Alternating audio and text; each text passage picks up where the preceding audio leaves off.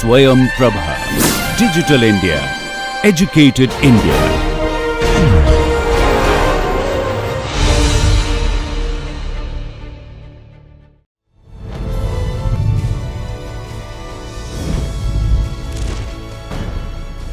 योगः कर्मसु कौशलम्.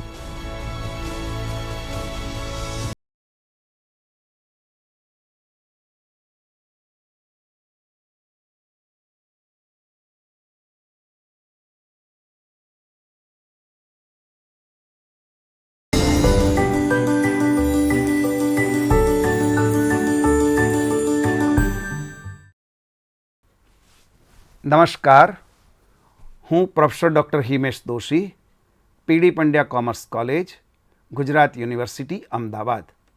આજે આપણે નવી એજ્યુકેશન પોલિસી NEP 2020 હેઠળ ફાઇનાન્શિયલ અકાઉન્ટ પ્રથમ વર્ષ બીકોમ મેજર સબ્જેક્ટમાં હિસાબી ખ્યાલો વિશે ચર્ચા કરીશું.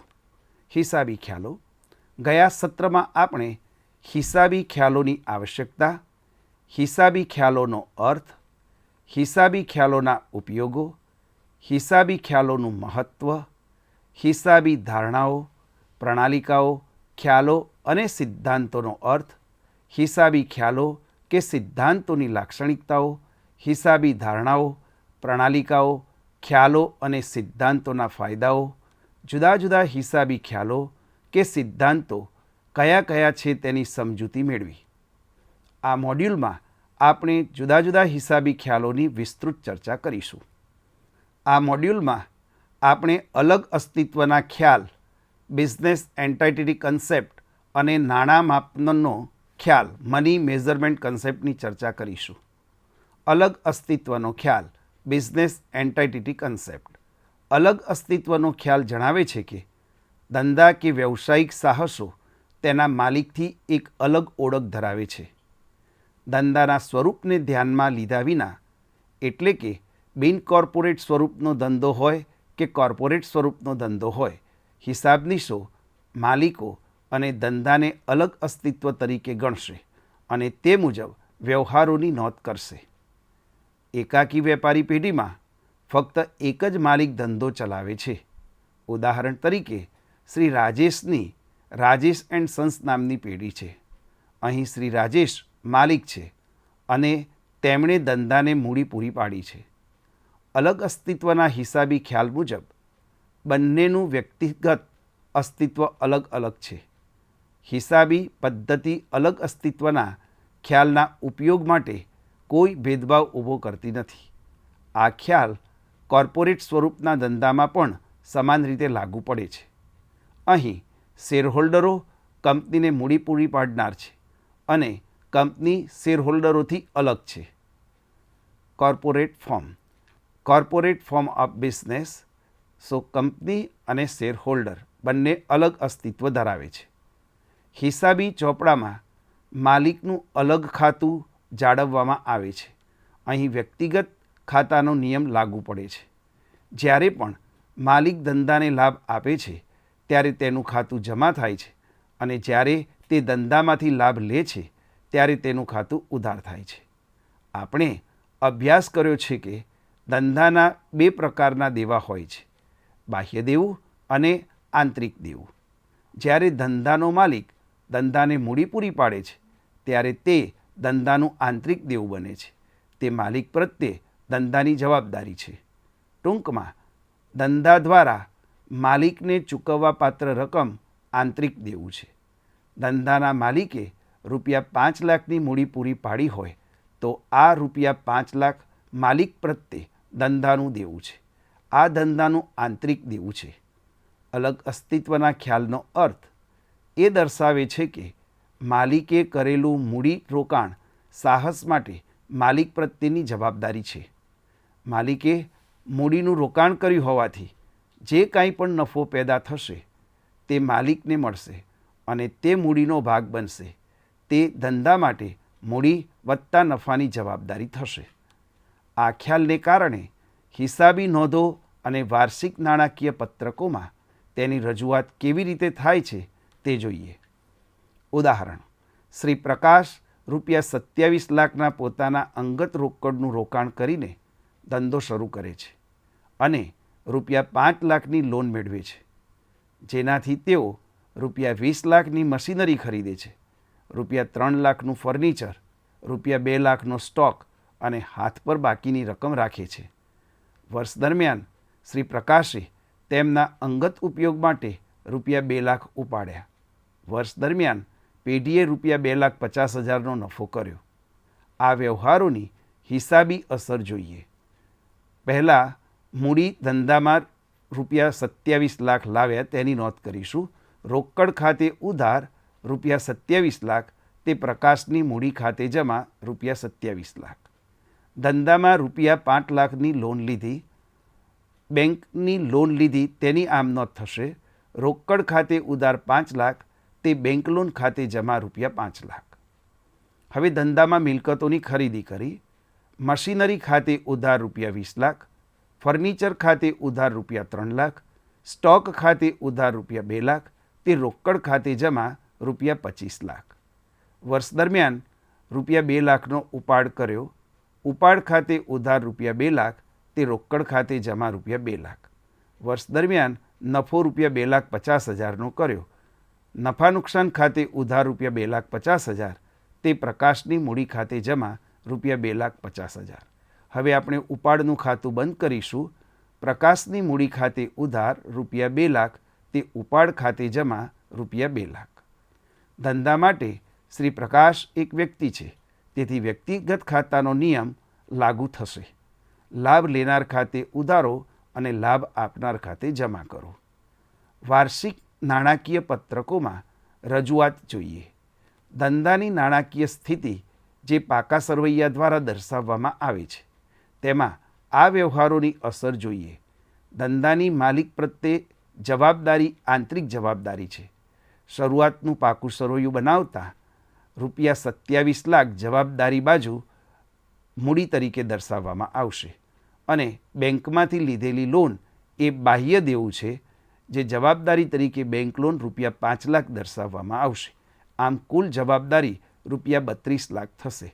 આ જવાબદારીમાંથી ધંધામાં લાવેલી મિલકતો બાજુ દર્શાવવામાં આવશે. Machinery ₹20 lakh, furniture ₹3 lakh, stock ₹2 lakh, રોકડ ₹7 લાખ. આમ કુલ મિલકતો ₹32 લાખની થઈ. આમ બંને બાજુનો સરવાળો એક સરખો થશે. ત્રીજા પક્ષ પ્રત્યે માલિકની જવાબદારી બાહ્ય જવાબદારી છે. આનો અર્થ એ છે કે ધંધાએ શ્રી પ્રકાશને ₹27 લાખ ચૂકવવા પાત્ર છે. ધંધાને મૂડી પૂરી પાડવા બદલ પેઢીની આ માલિક પ્રત્યેની જવાબદારી બને છે. આ વ્યવહારોની અસર આપ્યા બાદ વર્ષને અંતે પાકું સરવૈયું કેવી રીતે બનશે તે જોઈએ. વર્ષને અંતે પાકું સરવૈયું જવાબદારી રકમ રૂપિયા, મિલકતો રકમ રૂપિયા, શરૂઆતની મૂડી ₹27 લાખ. તેમાંથી ઉપાડ ₹2 લાખ બાદ કરીશું અને ₹2,50,000 વર્ષ દરમિયાન થયેલો નફો ઉમેરતા કુલ મૂડી ₹27,50,000 જવાબદારી બાજુ દર્શાવવામાં આવશે. હવે મિલકતો બાજુ જોઈએ તો machinery ₹20 lakh, furniture ₹3 lakh, stock ₹2 lakh, શરૂની રોકડ સિલક ₹7 લાખ છે. તેમાંથી ₹2 લાખનો ઉપાડ બાદ કરીશું અને ₹2,50,000નો નફો ઉમેરીશું. આમ અંતની મૂડી ₹7,50,000 થશે. જવાબદારી બાજુ બાહ્ય જવાબદારી બેંક લોન ₹5 લાખ દર્શાવવામાં આવશે. આમ પાકા સરવૈયાનો કુલ સરવાળો ₹32,50,000 થશે. માલિક તેના ₹27 લાખની મૂડીથી અલગ અસ્તિત્વ ધરાવતો હોવાથી તેના ઉપાડની રકમ પણ મૂડીમાંથી બાદ કરવામાં આવે છે અને તે જ સમયે માલિક દ્વારા મૂડી પૂરી પાડવામાં આવે છે. તેથી તે ધંધાના નફા માટે હકદાર છે અને તે તેના મૂડી ખાતામાં ઉમેરવામાં આવે છે. એટલે કે ₹2,50,000 નફાના મૂડીમાં ઉમેરવામાં આવશે. જ્યારે ધંધો શરૂ થયો ત્યારે માલિક પ્રત્યેની જવાબદારી ₹27 લાખની હતી અને વર્ષને અંતે તે વધીને ₹27,50,000 થઈ ગઈ છે.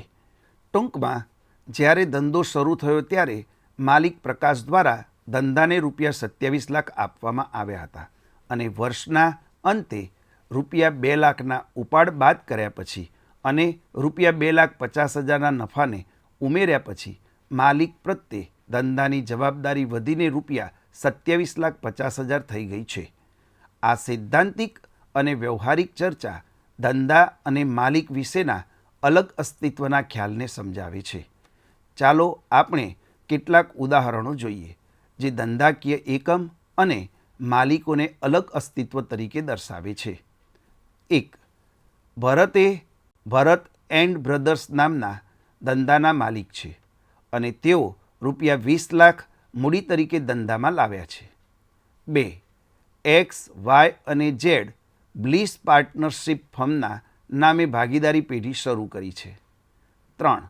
રાજકોટ કોઓપરેટિવ બેંક લિમિટેડમાં ₹10,26,000 શેર હોલ્ડરો છે. 4. રક્ષા કંપની લિમિટેડે ₹12,02,000 શેર હોલ્ડરો નોંધાયેલા છે.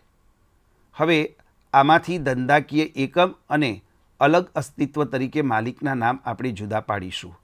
પ્રથમ વ્યવહારમાં ધંધાકીય એકમ ભરત એન્ડ બ્રધર્સ છે અને તેમના માલિક ભરત છે. તેથી અલગ અસ્તિત્વના ખ્યાલ પ્રમાણે માલિક અને ધંધાકીય એકમ બંને અલગ છે. નંબર 2. બ્લિસ પાર્ટનરશિપ ફર્મ એ ધંધાકીય એકમ છે અને માલિક એક્સ, વાય અને ઝેડ છે. Number 3. Rajkot cooperative bank limited એ ધંધાકીય એકમ છે અને તેના માલિક શેર હોલ્ડરો છે. નંબર 4. રક્ષા કંપની લિમિટેડ એ ધંધાકીય એકમ છે અને તેના માલિક શેર હોલ્ડરો છે.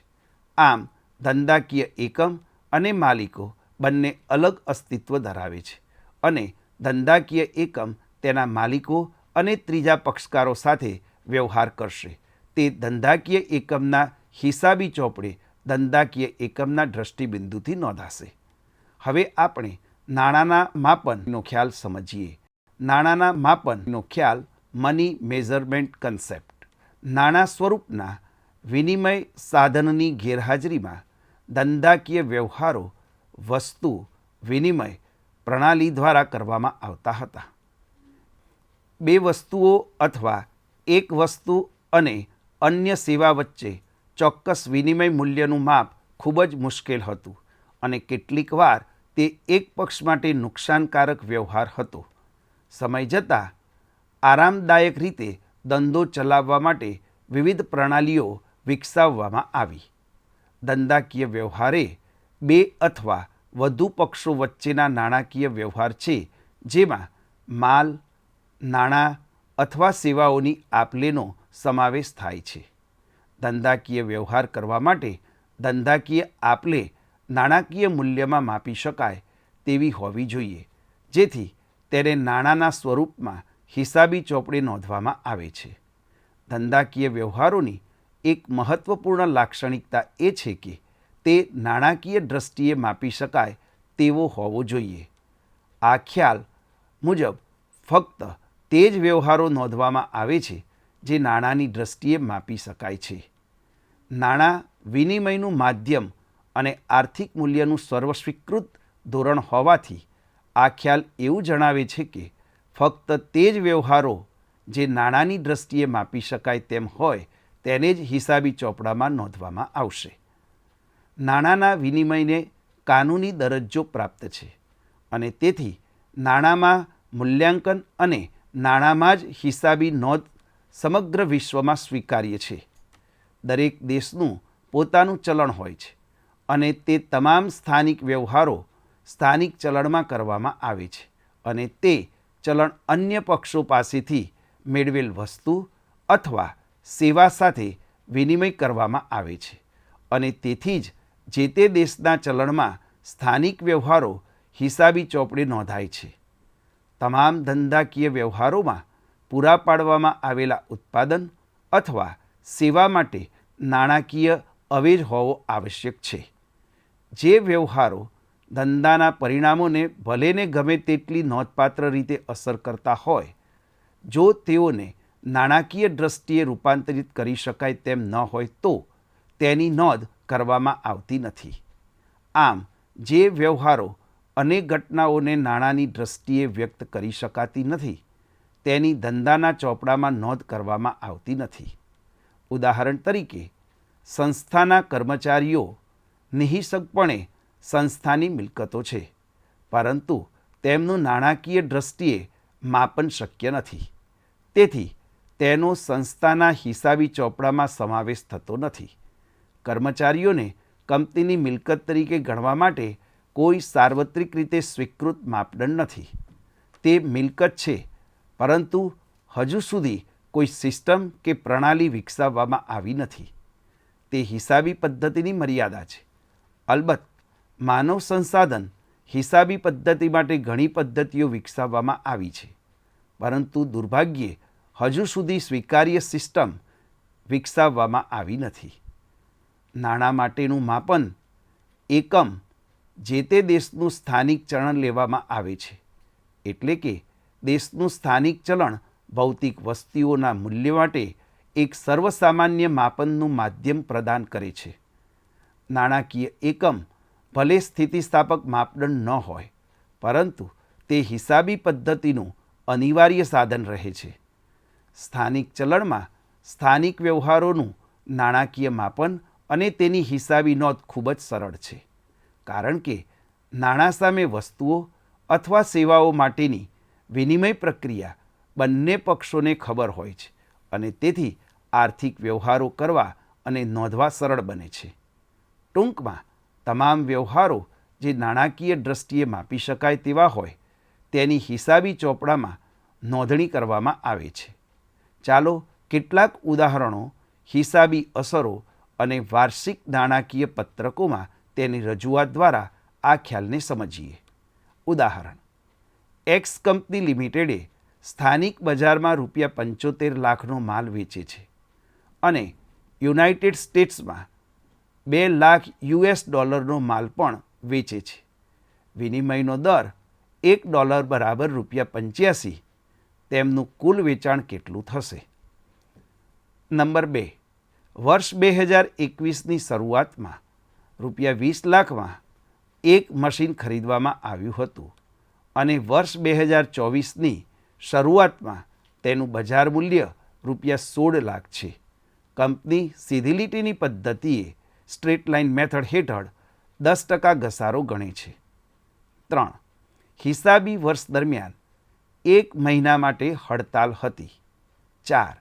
શ્રી રામ, મેનેજિંગ ડિરેક્ટર, જે માર્કેટિંગ વ્યૂહરચના વિકસાવવામાં મહત્વપૂર્ણ ભૂમિકા ભજવી રહ્યા છે, તેઓ 3 વર્ષ પહેલાં કંપનીમાં જોડાયા હતા. તેમના જોડાણ પછી વેચાણમાં 10%નો વૃદ્ધિદર જોવા મળ્યો હતો. વર્ષ 2024માં અચાનક તેમને નોકરીમાંથી રાજીનામું આપી દીધું અને કંપની છોડી દીધી. હવે આ વ્યવહારોની આપણે હિસાબી ચોપડે નોંધ જોઈશું: તારીખ, વિગત, ખાતાવહી પાના નંબર, ઉધાર અને જમા. પહેલા નંબરમાં અહીં સ્થાનિક બજાર અને વિદેશ બજારમાં વેચાણ થાય છે. જે વિદેશ બજારમાં વેચાણ થાય છે તેનું ભારતીય ચલણમાં રૂપાંતર કરીશું. વિદેશી વ્યવહારનું ભારતીય ચલણમાં રૂપાંતર કરવામાં આવશે અને પછી તેની હિસાબી ચોપડે નોંધ કરવામાં આવશે. સ્થાનિક બજારમાં કુલ વેચાણ ₹75 લાખનું થાય છે, જ્યારે વિદેશ બજારમાં $20 લાખનું વેચાણ થાય છે. આ $20 લાખને ભારતીય ચલણમાં રૂપાંતર કરવા માટે $1ના ₹85 લેખે $20 લાખ ગુણ્યા ₹85 એટલે કે ₹1,70,00,000 થશે. આમ કુલ વેચાણ સ્વદેશમાં એટલે કે સ્થાનિક બજારમાં 75 લાખ વત્તા વિદેશ બજારમાં 1,70,00,000, આમ કુલ 2,45,00,000નું વેચાણ થશે. આ રોકડ વ્યવહાર છે તેવું માનીને હિસાબી ચોપડે નોંધ કરવામાં આવશે. બેંક ખાતે ઉધાર 2,45,00,000, તે વેચાણ ખાતે જમા 2,45,00,000. નંબર 2. મશીનનું મૂલ્ય ₹20 લાખ હતું, જેમાંથી 3 વર્ષનો 10% લેખે ઘસારો વાર્ષિક ₹2 લાખ ગુણ્યા 3 વર્ષ, આમ કુલ ₹6 લાખનો ઘસારો બાદ કરતાં ₹14 લાખ ઘસારા બાદ કિંમત આવશે. પરંતુ બજાર મૂલ્ય ₹16 લાખ હોવા છતાં તેની ચોપડામાં દર્શાવવાની મંજૂરી નથી. ચોપડામાં ₹14 લાખનું પુસ્તક મૂલ્ય જ દર્શાવવામાં આવશે અને તે નોંધવામાં આવશે. અહીં નાણાંનું સ્થિર મૂલ્ય સ્વીકારવામાં આવ્યું છે. નંબર 3, હડતાલ દરમિયાન ધંધાને તે ચોક્કસ સમયગાળા માટે નુકસાન થશે, પરંતુ હડતાલ કોઈ પણ ધંધાકીય વ્યવહારની સ્થિતિ ઊભી કરતી નથી. અહીં માલ મિલકત ખાતાનો નિયમ કે વ્યક્તિના ખાતાનો નિયમ કે ઉપજ ખર્ચ ખાતાનો નિયમ લાગુ પડતો નથી. આમ તેનું નાણાકીય દ્રષ્ટિએ માપન શક્ય નથી. નંબર 4, કાર્યક્ષમ સંચાલકનું જવું પણ મોટું નુકસાન છે, પરંતુ હિસાબી પદ્ધતિ આવા નુકસાનને મંજૂરી આપતી નથી. અહીં માલ મિલકત ખાતાનો નિયમ કે વ્યક્તિના ખાતાનો નિયમ કે ઉપજ ખર્ચ ખાતાનો નિયમ લાગુ પડતો નથી. આમ તેનું નાણાકીય દ્રષ્ટિએ માપન શક્ય નથી. વાર્ષિક નાણાકીય પત્રકોમાં રજૂઆત. 1. કુલ વેચાણ આવકપત્રકમાં દર્શાવવામાં આવશે અને તે જ રકમથી રોકડમાં વધારો થશે. 2. કોઈ હિસાબી નોંધ થશે નહીં, કોઈ રજૂઆત થશે નહીં. 3. કોઈ હિસાબી નોંધ થશે નહીં, કોઈ રજૂઆત થશે નહીં. નંબર 4, કોઈ હિસાબી નોંધ થશે નહીં, કોઈ રજૂઆત થશે નહીં. મર્યાદા. આ ખ્યાલની મર્યાદાઓ જોઈએ તો નંબર 1, ગુણાત્મક બાબતો ધંધાના પરિણામોને અસર કરતી હોય તો પણ તે હિસાબી ચોપડે નોંધાતી નથી. દાખલા તરીકે ધંધાકીય એકમ અને માલિકોની પ્રતિષ્ઠા, સારી ઉત્પાદકતા, સારા ધંધાકીય સંબંધો, કર્મચારીઓ અને સંચાલકોની કાર્યક્ષમતા, ધંધાનો અનુભવ, વસ્તુની ઊંચી ગુણવત્તા વગેરે. આ ખ્યાલ મુજબ નાણાંનું મૂલ્ય સ્થિર રહે છે, તેથી બજાર કિંમતમાં ફેરફારની અસર દર્શાવી શકાતી નથી. નંબર 3, ફુગાવાને કારણે મિલકતો અને લેણાના વાસ્તવિક મૂલ્યમાં થતા ફેરફારને ચોપડે દર્શાવાતા નથી. અલગ અસ્તિત્વ અને નાણાંના માપન એ મૂળભૂત ખ્યાલ તરીકે જોવામાં આવે છે, જેના પર અન્ય પ્રક્રિયાગત ખ્યાલો આધાર રાખે છે. આ મોડ્યુલ આપણે અહીં પૂરું કરીએ છીએ. આ મોડ્યુલમાં આપણે અલગ અસ્તિત્વનો ખ્યાલ, બિઝનેસ એન્ટાઇટી કન્સેપ્ટ અને નાણાં માપન, મની મેઝરમેન્ટ કન્સેપ્ટના ખ્યાલની ચર્ચા કરી. હવે પછીના મોડ્યુલમાં આપણે હિસાબી સમયનો ખ્યાલ, કન્સેપ્ટ ઓફ પિરિયોડિસિટી, ઉપાર્જનનો ખ્યાલ, અક્રુઅલ કન્સેપ્ટ અને આવક સામે ખર્ચના મેળનો ખ્યાલ, મેચિંગ કન્સેપ્ટની વિસ્તૃત ચર્ચા કરીશું. મિત્રો, પુનરાવર્તન ચાલુ રાખશો. પ્રેક્ટિસ જ માણસને સંપૂર્ણ બનાવે છે. આભાર.